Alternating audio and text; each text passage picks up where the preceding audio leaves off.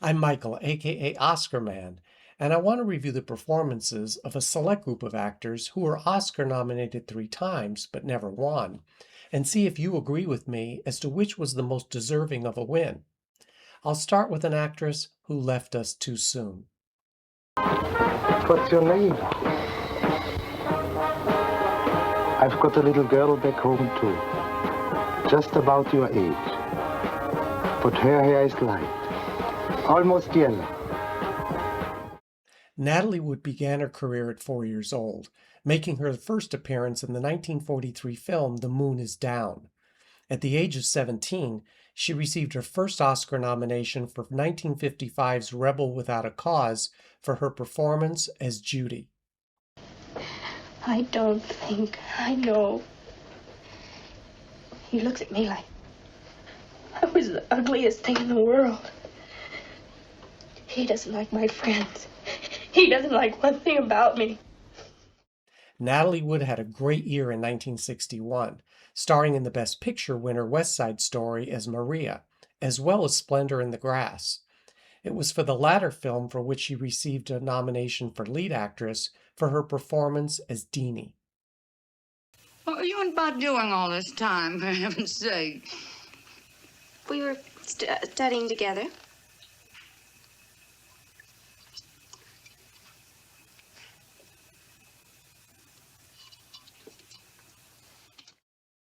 In 1963's Love with the Proper Stranger, Wood's third nomination was for her role as Angie. She received excellent reviews, but the film was a box office failure. Look, why don't you come to my place Sunday? I'll make dinner. I'll take you out to dinner. Well, don't you want to see my new apartment? You want me to? Well, if you want to. Natalie Wood's career peaked in the 1960s with roles in Gypsy, Inside Davy Clover, and Bob and Carol and Ted and Alice. Of her 3 nominated performances, I think her most deserving was this one. Spoil? Did he spoil me? No!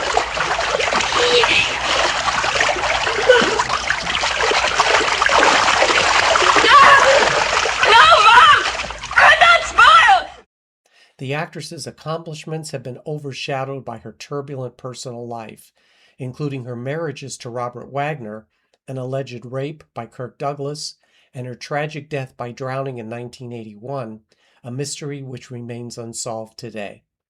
Natalie Wood was only 43 years old. When I think of all the crushes I've had, Rick Harris, Dave Williams, and Red Christie, all football players with nothing but muscles.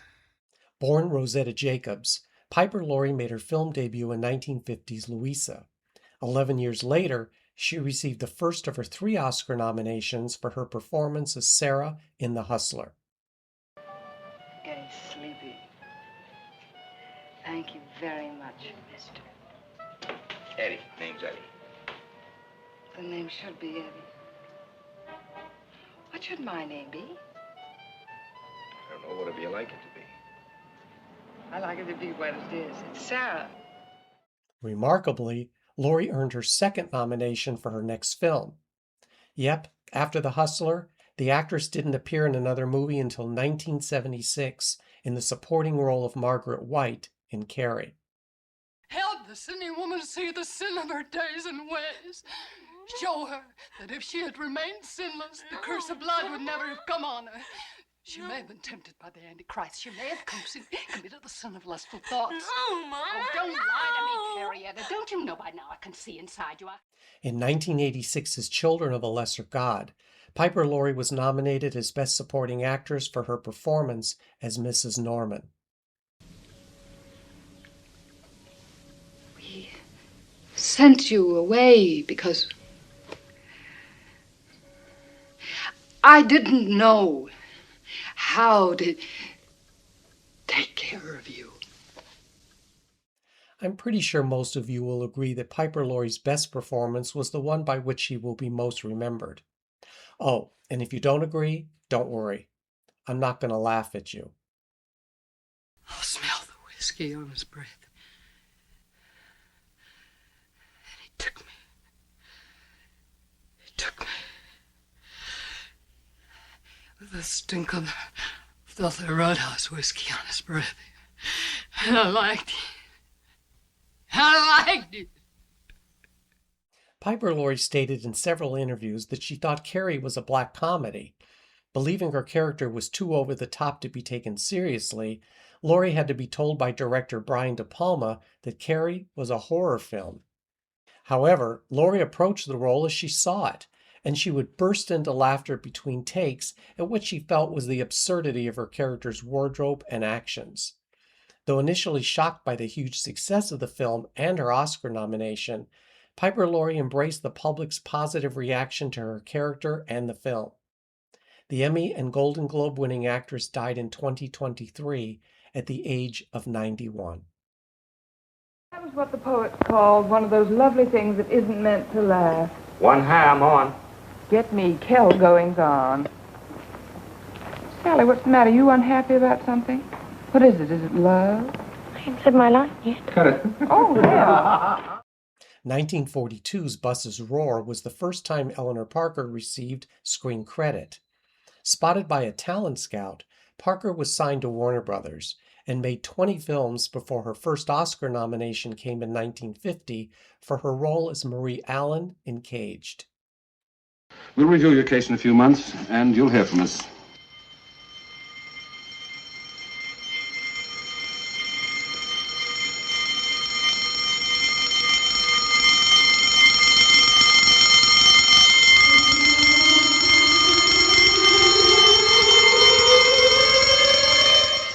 Eleanor Parker was nominated the next year for Detective Story in her brief but leading role as Mary McLeod.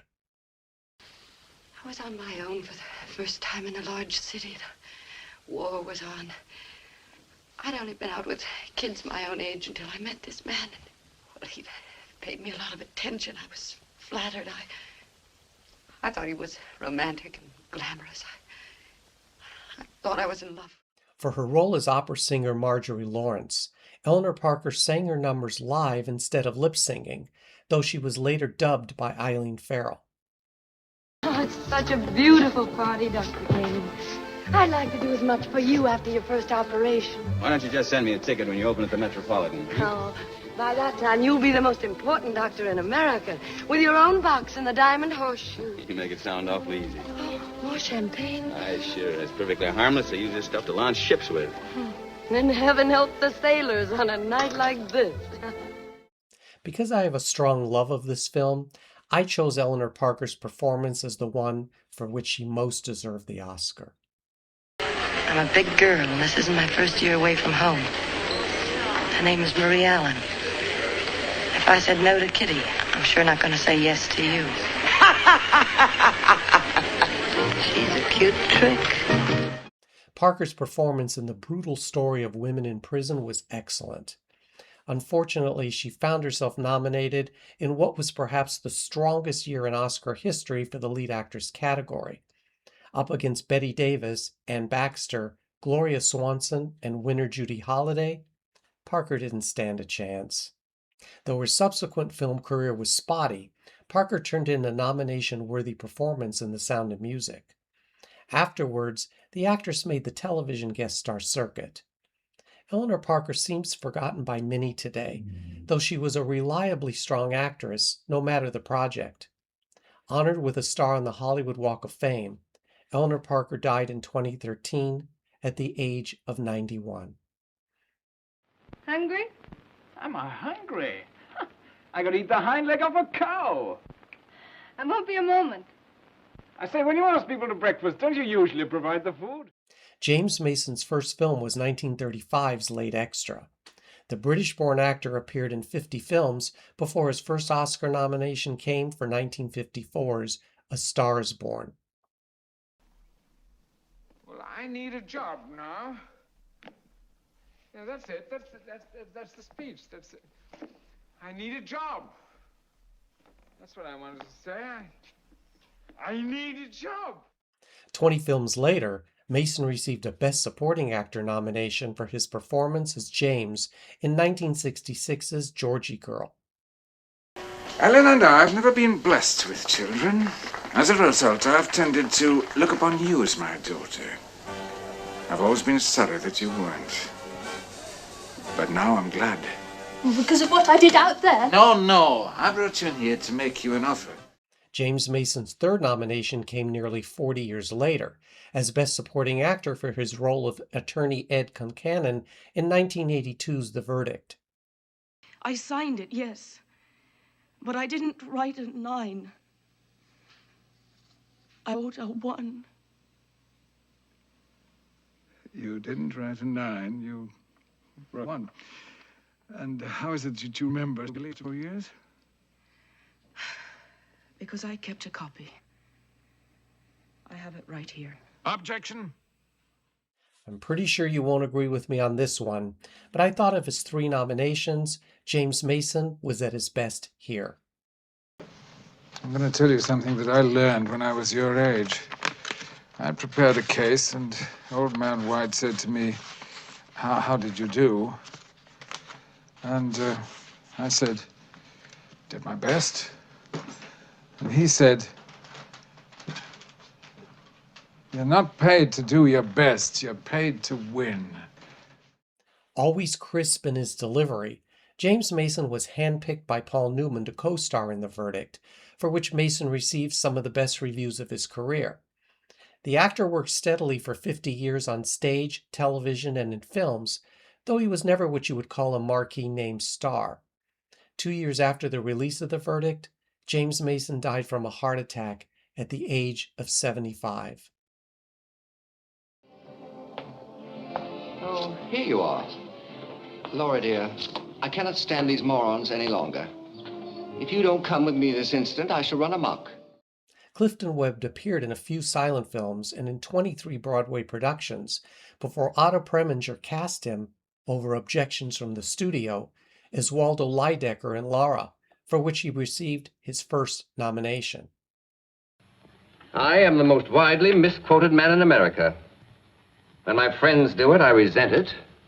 From Sergeants McAverty and Schultz, I should find it intolerable. Hand me that washcloth, please, Mr.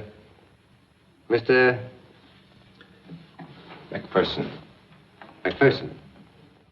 Webb's third film was The Razor's Edge, for which he earned his second supporting actor nomination for his Golden Globe-winning role as Elliot Templeton. It may have escaped your notice, my dear fella, but I am not an ordinary man. Cocktail. Oh, yes. For the run of mankind, industry is essential, and I see no reason why this young man, whom my niece has got herself engaged to, should not conform to the customs of his country. In his fourth film, the 1948 comedy Sitting Pretty, Clifton Webb was nominated for lead actor as Lynn Belvedere.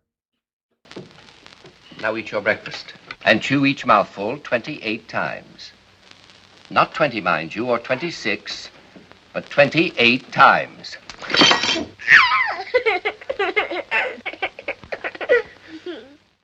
Though Webb was great in all 3 films, I gotta give it to him for this performance. Don't worry, darling. Let them accuse you. We'll fight them. I have every weapon. Money, connections, prestige, and my column. Every day, millions will read about you and rally to your defense. You talk as if you wanted to see her tried for murder. Yes. Though Darryl Zanuck thought he was too effeminate to be considered a leading man, the head of 20th Century Fox signed Clifton Webb to a contract following his acclaimed performance in Laura. By 1950, the actor was ranked among the top 10 most popular stars in the country, and subsequently appeared in such films as Cheaper by the Dozen, Titanic, and 3 Coins in the Fountain. Webb made his final film in 1962 and was a lifelong bachelor who lived with his mother until his death. Spending his remaining years as a recluse, Clifton Webb died in 1966 at the age of 76. Now to minor matters. Are your parents living? I have lost both my parents. To lose one parent, Mr. Worthing, may be regarded as a misfortune. To lose both looks like carelessness. Dame Edith Evans first appeared on the stage in 1912, and she made her film debut in 1915's Honeymoon for Three. Fast forward nearly 50 years, and you'll find her first Oscar nomination for her supporting role as Miss Western in 1963's Best Picture winner, Tom Jones. As I am here to stay a while, I shall sign a peace treaty with you. Sister, I've often warned you not to talk that coarse gibberish to me. I pity your country ignorance from my heart. The following year, Evans was nominated again, this time as Mrs. St. Mom in The Chalk Garden. Let me look at you.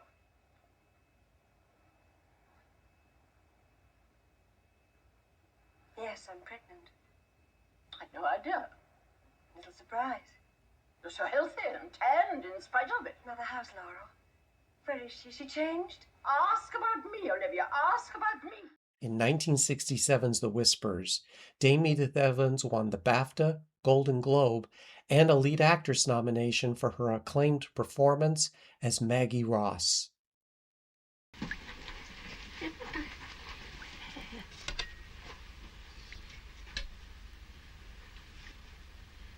Oh.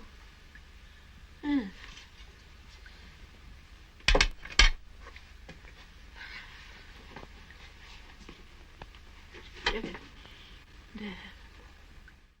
I like The Chalk Garden, but yeah, it's this one. After the dinner, the ladies used to leave the dining room, and the gentlemen would sit with their brandy. The always loquacious actress made a few films after The Whisperers, concentrating mostly on her theater work, which continued until 1974. Adept at both dramatic and lighter fare, Dame Edith Evans died in 1976 at the age of 88. You know what I think? I think Curly's married herself a pack of trouble. There's plenty done that. But you look her over, mister. You see if I ain't right. A consummate character actor, Charles Bickford appeared in more than 80 films. He made his debut in 1929's South Sea Rose and didn't earn the first of his 3 supporting actor Oscar nominations until 1943's The Song of Bernadette for his performance as the priest. Gentlemen, what's thieves? The same argument has been going on for a great many years, and I'm afraid will go on for a great many more. For those who believe in God, no explanation is necessary. For those who do not, no explanation will suffice. In 1947's The Farmer's Daughter, Bickford was nominated for his role as the butler, Joseph Clancy.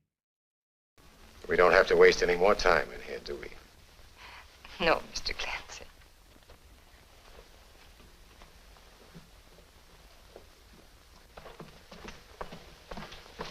Learning anything at that night school? Oh, yeah. The following year, Charles Bickford was nominated again, this time as Black MacDonald, the father of Johnny Belinda. 'Tis upon a fly. It flutters. Aggie! Aggie, come here. I got something. What? Look sharp now. Think fast. What does this mean? Means you've gone loony. Though I think Charles Bickford gave an Oscar nomination-worthy performance in 1962's The Days of Wine and Roses, I'll choose this performance as the best of his 3 Oscar-nominated roles. Blessing she has such a fine father and mother. That ain't her mother. It's my sister, Aggie. My mother's dead. She killed her. She died in childbed. I chose Bickford's work in Johnny Belinda because of the film itself, which is my favorite of the 3 for which he was nominated. Character actors never become top-billed star names, but they work consistently because they disappear more easily into a variety of different roles. Charles Bickford continued working in film and television and received 2 stars on the Hollywood Walk of Fame. He died in 1967 at the age of 76. Before I finish this up with an actress who holds a dubious record for a different acting award, I want to express my appreciation to you for watching this video. I call us Oscar nerds with respect and a twinge of humor, because our mutual love of this golden boy makes us members of a unique tribe that only fellow nerds understand. Please subscribe and join us for a new video each week and vote in the daily polls. If you will like and share this with others, it helps the channel reach more like us. She's a tartar, ain't she? What do you mean by that? Oh, you know, strict like. I'm not going to sleep in the same room with her. See the way she looked at me? Don't you think perhaps your costume might have something to do with it? Not many actors are Oscar nominated for their first film, but Angela Lansbury did it in 1944 for her performance as Nancy in Gaslight. Oh, no, sir. Not with me. I can take care of myself when I want to.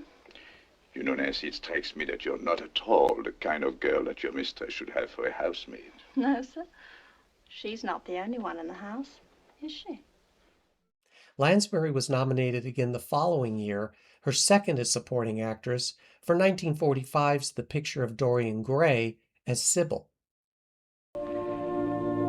What did the music mean to you? I don't know. It is full of emotion, but it's not happy. No, it's not happy. Why was he unhappy? It took nearly 20 years for Angela Lansbury to return to the Oscar ceremony.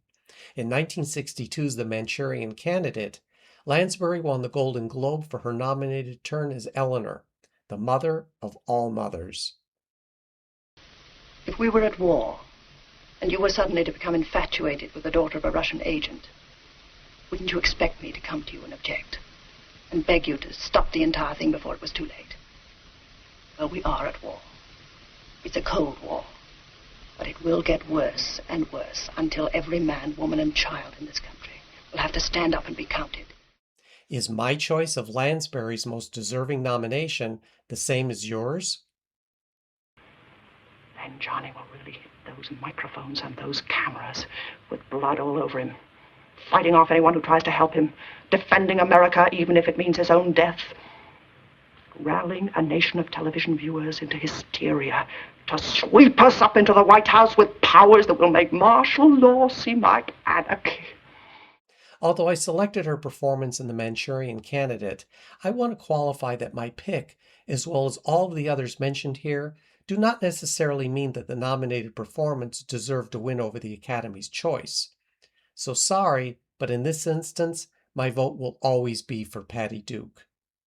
Angela Lansbury's star power came into prominence when she took the role of Jessica Fletcher in TV's Murder, She Wrote.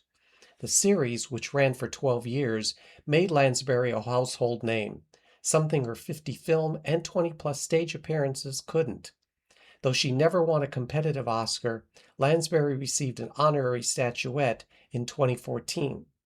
Her trophy shelf also consisted of 6 Tonys, 6 Golden Globes, and 25 Lifetime Achievement Awards. As for the Emmy, well, Lansbury holds the existing record of receiving the most nominations without a win. 18. The legendary actress's list of credits is too long to discuss here, but Dame Angela Lansbury remains one of the most respected actors across the spectrum of entertainment. Known throughout her career as a consummate professional who achieved great success in all mediums, Dame Lansbury's final curtain call came in 2022 at the age of 96. Of the 3 nominations for each actor discussed in this video, and this is not a comprehensive list of everyone who has achieved this, so I did not forget the others. Which performance would you choose as the one that was his or her strongest nomination? Whether you agree with me or not, I always look forward to your great input. And until we meet again, here is Piper Laurie reflecting on her iconic work in Carrie. It was great fun. I had an opportunity to play act like children do, and I could be the mean lady. And I laughed a lot in between takes. Which I guess was probably necessary. Well, yes. I thought I was hilarious.